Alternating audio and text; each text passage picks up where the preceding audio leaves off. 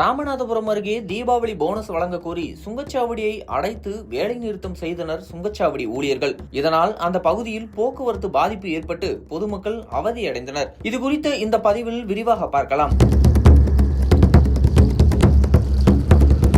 ராமநாதபுரம் அடுத்த போகலூர் பகுதியில் மதுரை தனுஷ்கோடி தேசிய நெடுஞ்சாலையில் சுங்கச்சாவடி செயல்பட்டு வருகிறது. இந்த சுங்கச்சாவடியில் 30க்கும் மேற்பட்ட ஊழியர்கள் வேலை செய்து வருகின்றனர். இந்த நிலையில் சுங்கச்சாவடியில் பணிபுரியும் ஊழியர்களுக்கு தீபாவளி போனஸ் வழங்கவில்லை என பணியின் போது வேலை நிறுத்தத்தில் ஈடுபட்டதால் சுங்கச்சாவடி வழியாக சென்ற வாகனங்களுக்கு கட்டணம் வசூலிக்காமல் சுங்கச்சாவடியை திறந்து விட்டுள்ளனர். பின்னர் அரை மணி நேரத்திற்கு பிறகு முழுமையாக சுங்கச்சாவடியை அடைத்துள்ளனர். அதனால் நீண்ட வரிசையில் சுங்கச்சாவடியின் அனைத்து பூத்களிலும் வாகனங்கள் அணிவகுத்து நின்றது. இதனால் மதுரை தனுஷ்கோடி தேசிய நெடுஞ்சாலையில் போக்குவரத்து பாதிக்கப்பட்டது. இதனையடுத்து அவ்வழியாக பயணித்த பயணிகள் மற்றும் பொதுமக்கள் அருகே உள்ள சுங்கச்சாவடி அலுவலகத்திற்கு சென்று வாக்குவாதத்தில் ஈடுபட்டனர். பின்னர் சுங்கச்சாவடி அலுவலக அதிகாரிகள் ஊழியர்களிடம் தொடர்ந்து பேச்சுவார்த்தை நடத்தினர்.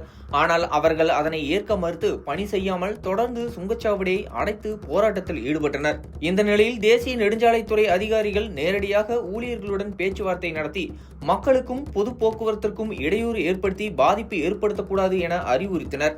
அத்துடன் தீபாவளி போனஸ் வழங்குவது குறித்து அலுவலர்களிடம் பேசி அவர்களுடன் உடனடியாக பேச்சுவார்த்தை நடத்த ஏற்பாடு செய்ததாக கூறினர். இதனையடுத்து ஊழியர்கள் மீண்டும் பணிக்கு சென்றனர்.